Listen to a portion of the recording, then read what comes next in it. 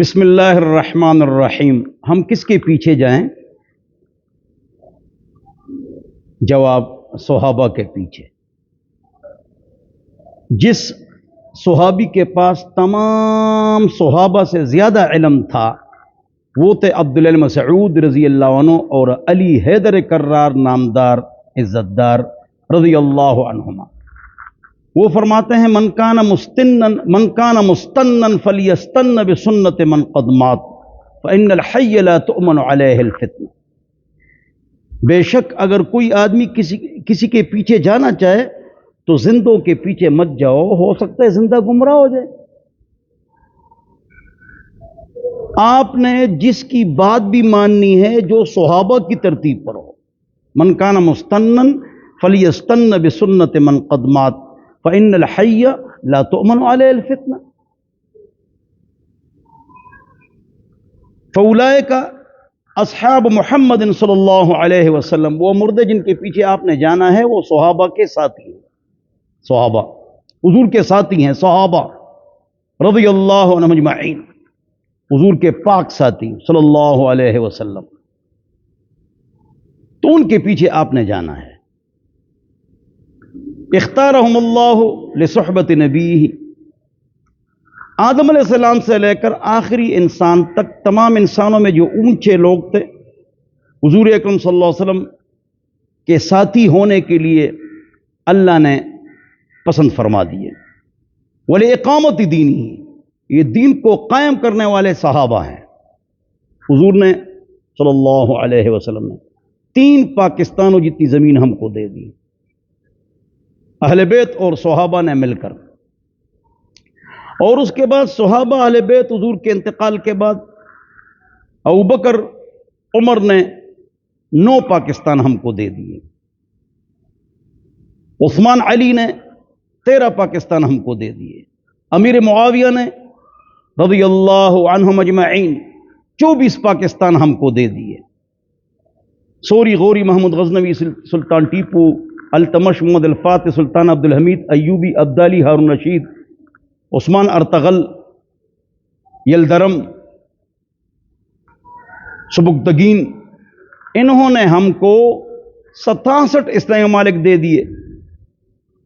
Italy, Sicily, Atlantic, South Africa, آدھا Europe, China, سکیانگ، Pakistan, Hindustan, Afghanistan, ترکی، چین، روس کی آزاد ریاستیں، بنگلہ دیش اور برما، یہ تمام سلطنتیں ہم کو اہل بیت صحابہ اللہ والوں نے دیے ہیں۔ اٹلی، سسلی، آدھا یورپ، چائنا، سکیانگ، یہ علاقے آپ سے چلے گئے، کیوں؟ تم محدود ہو گئے، کیوں؟ علامہ اقبال نے فرمایا اس کی وجہ ڈھول ڈمک کے گانے بجانے، شراب، بدکاری۔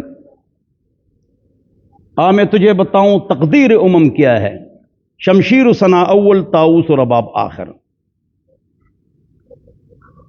لِإِقَامَةِ دِینِهِ اختارہم اللہ لصحبت نبی وَلِإِقَامَةِ دِینِهِ كانوا ابر هذه الامہ۔ صحابہ اس امت کے نہایت نیک لوگ تھے، وَأَعْمَقَهُمْ عِلْمًا، اور علم کے اعتبار سے وہ عمیق، تمام صحابہ کا علم 149 کے پاس، 149 کا علم 6 کے پاس، 6 کا علم 2 کے پاس، علی حیدر کرار و ابن مسعود رضی اللہ عنہما، مسروق تابعی فرماتے ہیں نیک لوگ تھے، علم ان کا عمیق تھا۔ وَأَقَلَّهُمْ تَكَلُّفًا، تکلف ان میں نہیں تھا، بالکل نہیں، پاک صاف، ان کے پیچھے آپ نے جانا ہے۔ 220 ہجری کے بعد تبع تابعین کا سلسلہ ختم ہوتا ہے، اس کے بعد دین میں اضافہ یہ بدعت ہے، اور صحابہ کرام رضی اللہ عنہم اجمعین کے اوپر تنقید کرنے کے لیے امریکہ میں لوگ بیٹھے ہوئے ہیں، اور پنجاب میں بیٹھے ہوئے ہیں، اور کوئٹہ میں بیٹھے ہوئے ہیں، اور ایک تو باقاعدہ اسکول آف تھاٹ ہے جن کا کام ہے صحابہ کی تنقیص، تو آپ نے ان کی باتیں نہیں سننی ہے۔ بہت بڑا کوئی اسکالر ہے، اور عثمان اور معاویہ رضی اللہ عنہ اجمعین کے خلاف وہ بولے، وہ گیا، وہ تو برباد ہو گیا۔ امام شعرانی نے الیواقیت میں لکھا ہے کہ صحابہ کا اختلاف یہ تھا کہ قاتلین عثمان ہمارے حوالے کیے جائیں اور ان سے بدلہ لیا جائے۔ معاویہ اور عائشہ پاک یہ فرماتی تھی، علی حیدر کرار فرماتے تھے اور ان کی بات زیادہ ٹھیک تھی، وہ فرماتے تھے کہ صبر کریں، ان سے ہم نپٹیں گے، ماریں گے ان کو، ذرا صبر کرو۔ ان کا اختلاف قتلت عثمان، کرسی کی جنگ نہیں تھی، لیکن اس نے کتاب لکھی ہے، اس آدمی نے پوری کتاب عثمان اور میری معاویہ کے خلاف لکھی رضی اللہ عنہ، اور اس آدمی نے اس سے نقل کی ہے۔ ہاں، تو اللہ کے بندو، تاریخ میں رطب و یابس، خشک و تر، اچ لامد، سب کچھ ہے، آپ نے قرآن و سنت پر چلنا ہے۔ آپ ایک طرف کتاب رکھ لیں حیات الصحابہ حضرت مولانا یوسف رحمہ اللہ کی حضرت جی، اور ایک طرف خلافت و ملوکیت رکھ لیں، اس کتاب سے آپ کے دل میں صحابہ سے نعوذ باللہ نعوذ باللہ نفرت پیدا ہو جائے،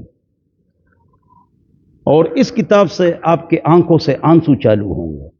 پاک رب نے ان کو سرٹیفکیٹ دے دیا، رضی اللہ عنہم ورضوا عنہ، بس یہ بات کافی ہے۔